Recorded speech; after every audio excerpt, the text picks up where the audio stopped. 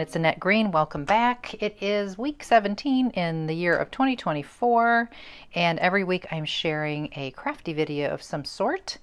And if you were with me last week, we made these fun specimen cards, specimen slides, my version of them anyway. So if you wanted to check those out, that was last week. But this week, because it's the end of the month, I'm going to do a planner page. So in addition to these crafty videos I do every week, I'm also doing a planner page every week, but I don't always do a video on it. So that's why I say it's the end of the month, so it's time for a planner page. But I will give you a quick flip through of how we've gone so far. Some of these are slip-in photo pocket pages. Some are just built right onto the page. And I do have a Facebook group if you're new here and you don't know about it. It is called Weekly Memory Keeping with Annette, and anybody and everybody can join. You just ask to join and I accept you, and everybody's posting their fun pictures of their weeks, and everybody's encouraging everyone and supporting one another, and it's just great to get to know people too. So here we go. Week 17 will be right here. To kind of show you quickly how I even begin. Like, I have this back of this page. It just happens to be the page that I have because that was the back of this paper. If I didn't like it, I would cover that with something else, but I think I can work with this looking at my photos. So that's what I do. I look back at my week in my phone, at my photos, and I decide what really tells the story of what we did last week. Well, my husband and I, Paul, we went to the Biltmore estate in North Carolina, just outside of Asheville. And so that's going to be my focus today. So I looked at those photos, and I have tons of photos. So I have ideas for all the other photos I took that aren't going to fit here. So stay tuned for that at the end. But so I go through and I decide what are the key photos that I must show here. And one, of course, will be the Biltmore estate itself. So I make these little notes. I kind of get an idea of the size. I write an arrow if it's vertical or horizontal just to get started. We definitely want to have a picture of the Chihuly exhibit and at least one or two pictures of the two of us, maybe just one. I have to decide which one. And then in the greenhouse, and then in one really pretty shot inside the Biltmore. So that's where I start with that. And then I go to another little sketch here and I decide the Biltmore photo itself should be a big main focus photo in the center. And then I will have my other four photos on top and bottom. Okay, and then I've kind of sketched in, like, maybe I'll add a bee, maybe I'll stamp my clock, and I really do want to spell out the word Biltmore alongside of the page here. Okay, so then I go and I measure and I look at my photos, and then I cut these scraps just out of scrap cardstock to get an idea of what's going to work, what size, maybe a layout. You can move these all around and see what works for you, but this is kind of what I've decided that I think that I want. You can always change your mind. So I'm kind of happy with that. I'm going to go to my photos and print them out roughly this size. And I use Photoshop Elements. I have a home printer like a Canon Pixma printer. And I'm going to use my classic alphabet die, which is pretty new with Elizabeth Craft Designs. And of course, I'll link everything below. But I'm going to spell out Biltmore in all caps. And then I'll use the 17 out of this set as well, the 1 and 7, to put week 17 on the page somewhere. I also have grabbed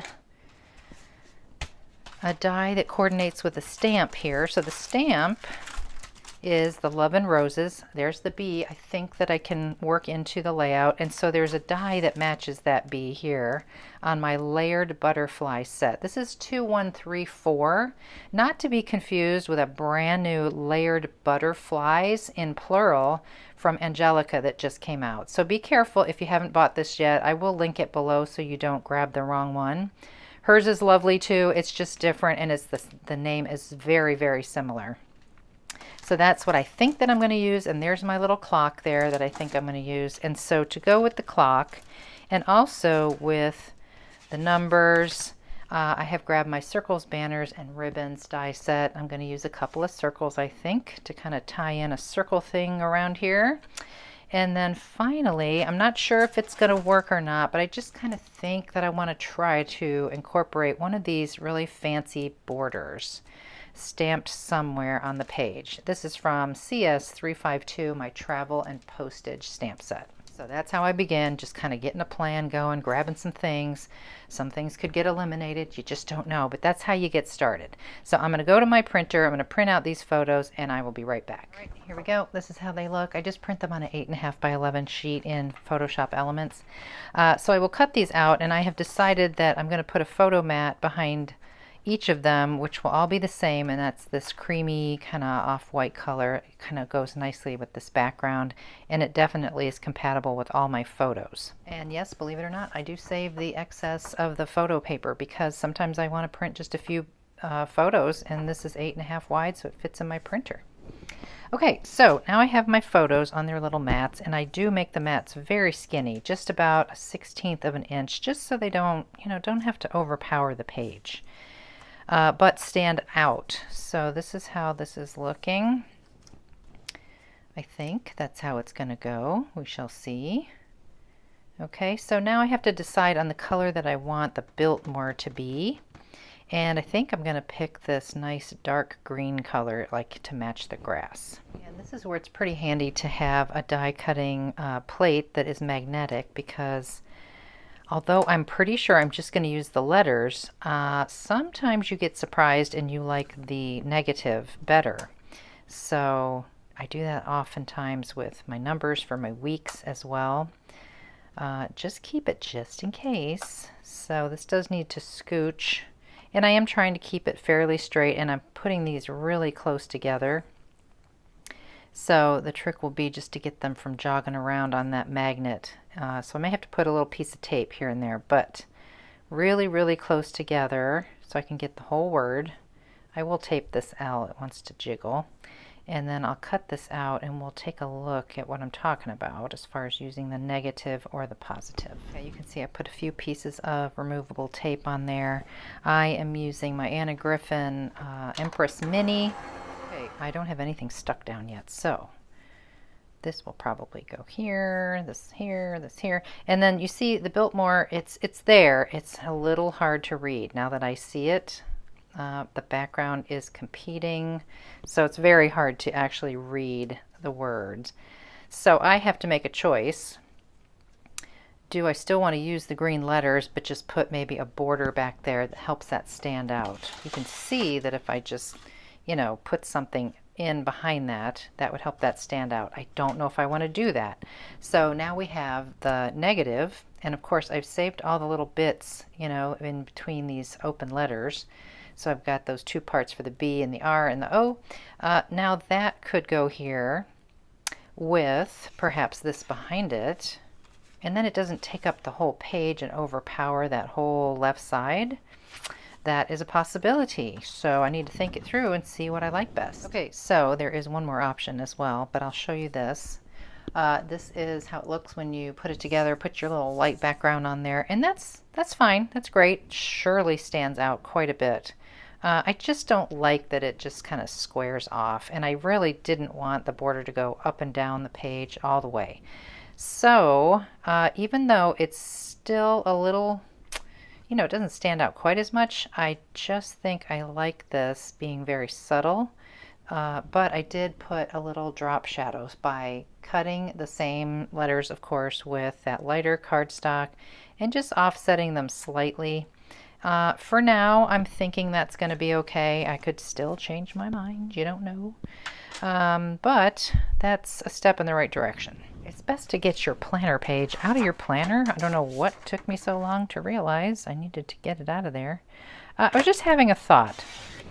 So I grabbed some thick vellum, which is a little more heavily frosted than your standard vellum. And I was thinking maybe that would help mute back my background without completely blocking it out. And then perhaps allow my letters to stand out a bit more. And I think that's a good solution,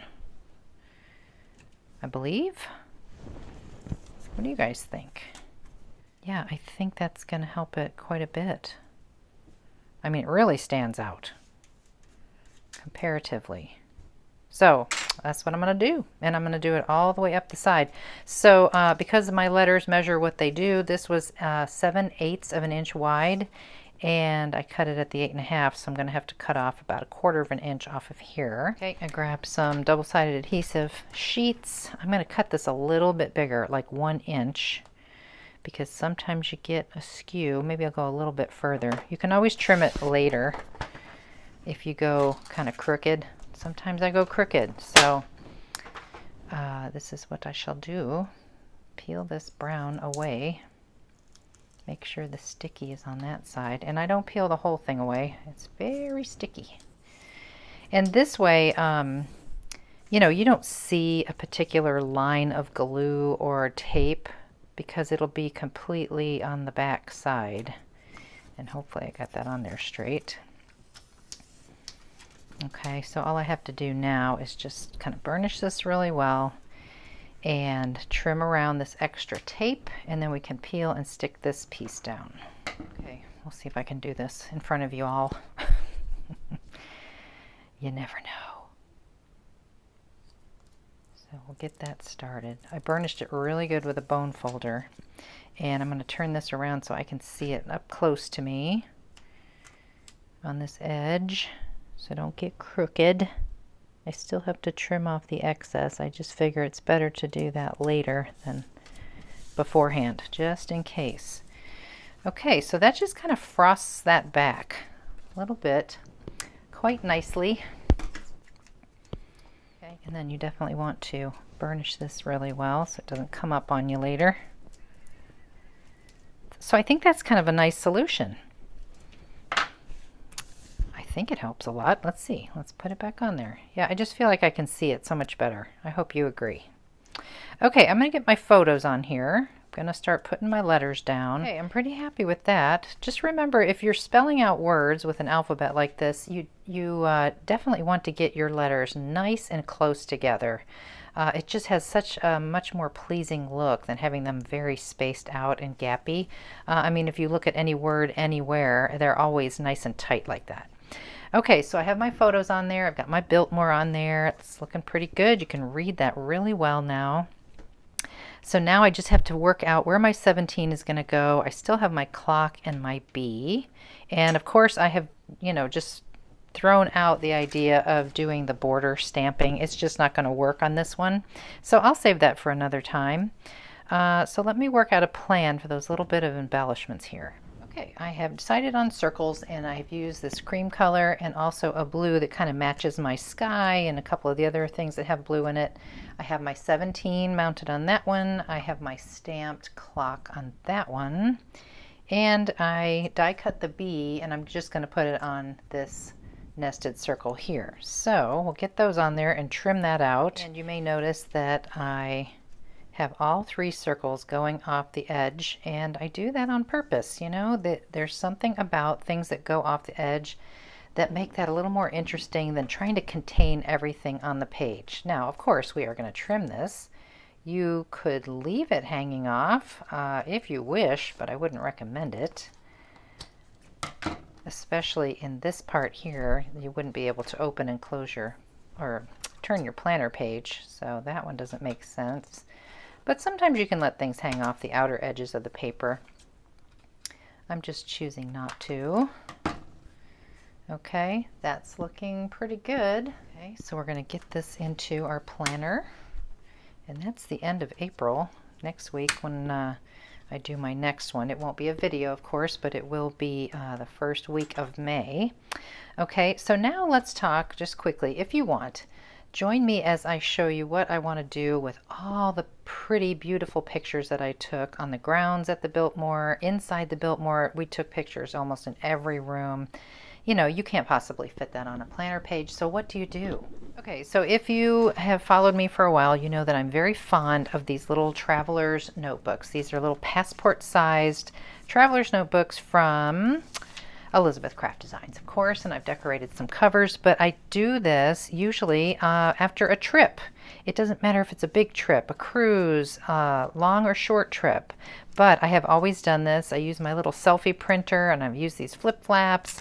I believe I've got a video or two that I can link to below if you want to check these out in more detail, but I thought instead of doing another little TN, This is a trip to Chicago, so you get the idea.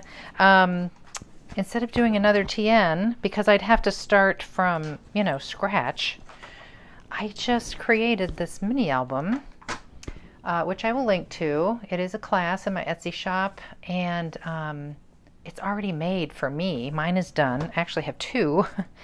And if you haven't seen it yet, it's a very simple constructed mini album that has tags that come out of the top. It's got pockets with a tag here, and then it's got this pull-out double-sided card here. So there's a lot of room for photos and journaling here. And since it's done, you know, all I have to do is print my pictures and pop them in here and do a little journaling.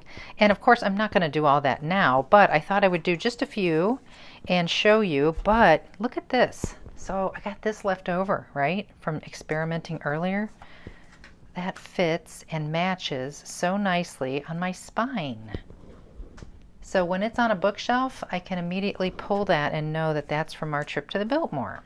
So the first place that I would adorn would be the card that goes in the side pocket there. And I've got my photos sized and printed, and just to kind of match the rounded corner thing, I'm going to do that to my photos that are going on the front and back of here.